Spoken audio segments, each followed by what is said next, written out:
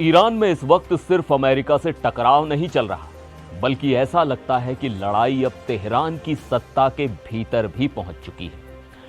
Supreme leader के जनाजे में राष्ट्रपति के खिलाफ नारे लगते हैं, विदेश मंत्री पर पत्थर बरसाए जाते हैं। एक धार्मिक नेता खुलेआम राष्ट्रपति को धमकी देता है कि अगर सुप्रीम लीडर की शर्तें पूरी नहीं हुई तो हमारी तलवार होगी और तुम्हारा गला होगा।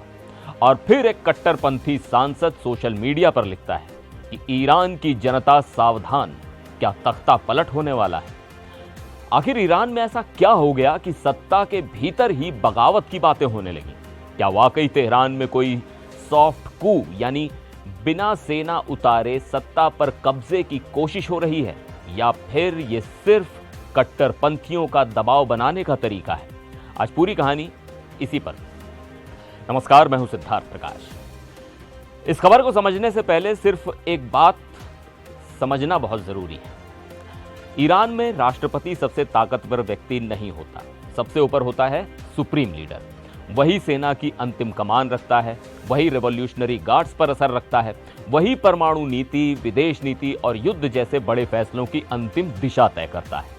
राष्ट्रपति सरकार चलाता है, लेकिन पूरे सिस्टम का सबसे बड़ा केंद्र सुप्रीम लीडर ही होता है। इसलिए जब अली खामेनेई की मौत हुई तो दुनिया की नजर सिर्फ इस बात पर थी कि अब ईरान की सत्ता किस दिशा में जाएगी। उनके बेटे मुस्तफा खामेनेई को उत्तराधिकारी माना गया, लेकिन यहीं से कहानी उलझनी शुरू हो गई। CNN की रिपोर्ट के मुताबिक मुस्तफा खामेनेई लगातार सार्वजनिक रूप से सामने नहीं आए हैं। उन्होंने न तो कोई बड़ा संबोधन दिया, न ही वैसा शक्ति प्रदर्शन किया जिसकी लोगों को उम्मीद थी। उनकी गैर मौजूदगी को लेकर तरह तरह की बातें हो रही हैं। कुछ लोग सुरक्षा कारण बताते हैं, कुछ लोग दूसरी अटकलें लगा रहे हैं। इन दावों की स्वतंत्र पुष्टि नहीं हुई है, लेकिन एक बात साफ है, जब सबसे ताकतवर व्यक्ति दिखाई नहीं देता, तब सत्ता के भीतर फैसले लेने वालों पर सवाल उठने लगते हैं। और यही सवाल आज ईरान की राजनीति का सबसे बड़ा विवाद बन चुका है।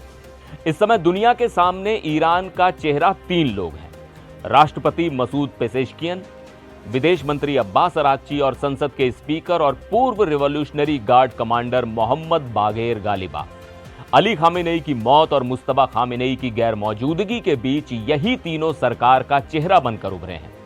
अमेरिका के साथ बातचीत भी यही कर रहे हैं, युद्ध विराम पर फैसले भी यही ले रहे हैं, और युद्ध के बाद देश को संभालने की जिम्मेदारी भी इन्हीं पर है।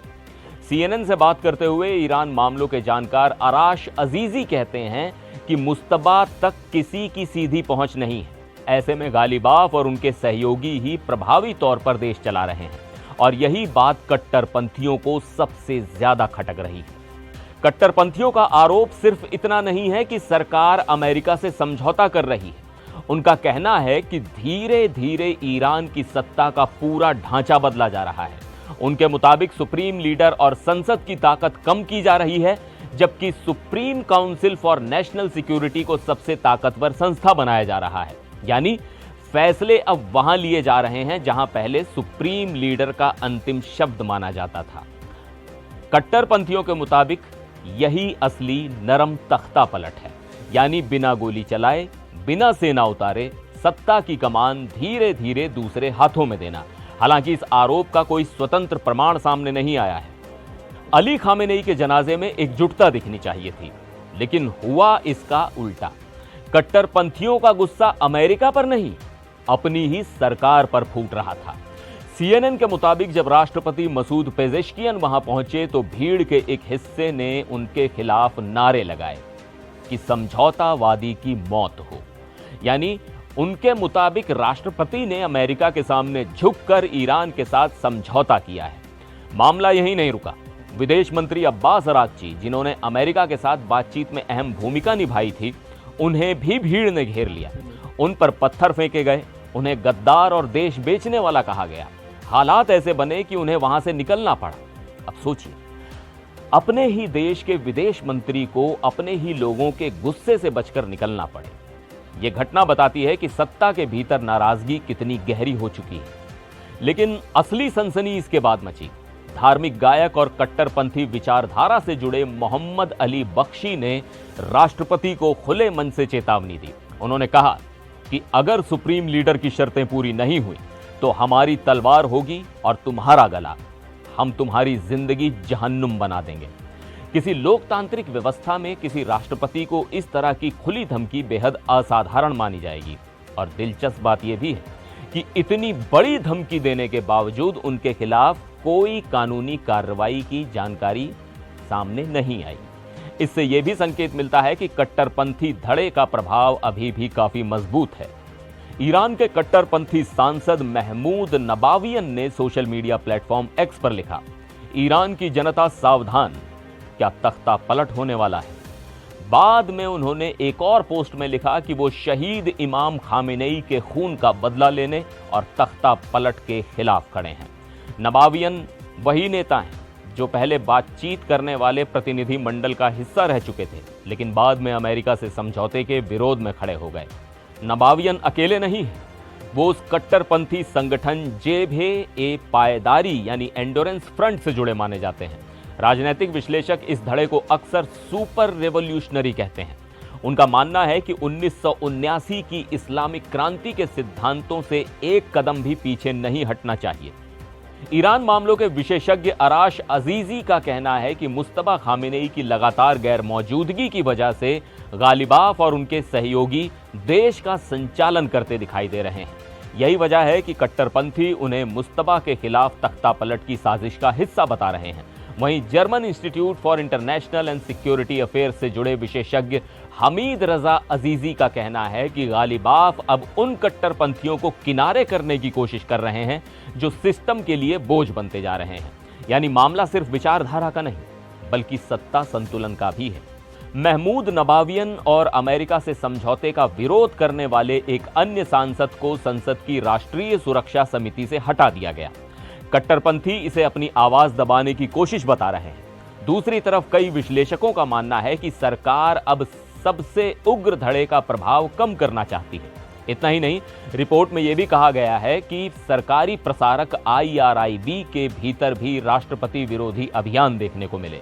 यानी खींचतान सिर्फ संसद तक सीमित नहीं है बल्कि सिस्टम के अलग अलग हिस्सों में भी दिखाई दे रही है। लेकिन कहानी यहीं खत्म नहीं होती। जिस युद्ध विराम को लेकर इतना विवाद चल रहा था वो भी ज्यादा दिन टिक नहीं सका। होर्मुज जलडमरू मध्य में रेवोल्यूशनरी गार्ड्स की कार्रवाई और उसके बाद अमेरिकी जवाबी हमलों ने पूरे समझौते को फिर संकट में डाल दिया। इससे कट्टरपंथियों को सरकार पर हमला बोलने का एक और मौका मिल गया। उन्होंने कहा कि अमेरिका से समझौता छोड़िए और बदला लीजिए। पूर्व विदेश मंत्री मनूचेहर मुत्ताकी तो यहां तक कह गए कि अमेरिका के किसी सैन्य अड्डे से 100 सैनिक पकड़कर ईरान ले आना चाहिए। ऐसे बयान बताते हैं कि कट्टर धड़ा अभी भी टकराव की राजनीति छोड़ने को तैयार नहीं है। अब सबसे बड़ा सवाल, क्या ईरान में सचमुच तख्ता पलट हो रहा है? इसका सीधा जवाब है अभी नहीं। अभी तक ऐसा कोई ठोस सबूत सामने नहीं आया है जिससे यह कहा जा सके कि ईरान के खिलाफ वास्तव में कोई तख्ता पलट चल रहा है। लेकिन एक और सच भी है, कट्टरपंथियों ने तख्ता पलट का नैरेटिव पूरी ताकत से खड़ा कर दिया है। राष्ट्रपति को गद्दार कहा जा रहा है, विदेश मंत्री पर पत्थर फेंके जा रहे हैं, खुले मन से राष्ट्रपति का गला काटने जैसी धमकियां दी जा रही हैं। कट्टरपंथी सांसद सरकार पर सुप्रीम लीडर की ताकत छीनने का आरोप लगा रहे हैं और यह सब ऐसे समय में हो रहा है जब नए सुप्रीम लीडर लगातार सार्वजनिक रूप से दिखाई नहीं दे रहे। यानी चाहे तख्ता पलट हो या ना हो, लेकिन इतना साफ है कि ईरान के सत्ता प्रतिष्ठान के भीतर भरोसे का संकट गहरा चुका है। आगे क्या होगा ये इस बात पर निर्भर करेगा कि मुस्तफा खामेनेई कब और किस तरह सामने आते हैं। क्या वो कट्टरपंथियों के साथ खड़े होंगे या बातचीत की राह पर चल रही सरकार के साथ? क्योंकि इस सवाल का जवाब सिर्फ ईरान की राजनीति नहीं बल्कि पूरे पश्चिमी एशिया की दिशा तय कर सकता है। अब सवाल आपसे, क्या आपको लगता है कि ईरान में कट्टरपंथी सचमुच सत्ता का संतुलन बदलने की कोशिश कर रहे हैं या फिर वो सिर्फ अपनी राजनीतिक ताकत दिखा रहे हैं? अपनी राय हमें कमेंट में जरूर बताइएगा। फिर मिलेंगे एक और वीडियो में। आप देखते रहिए NDTV इंडिया।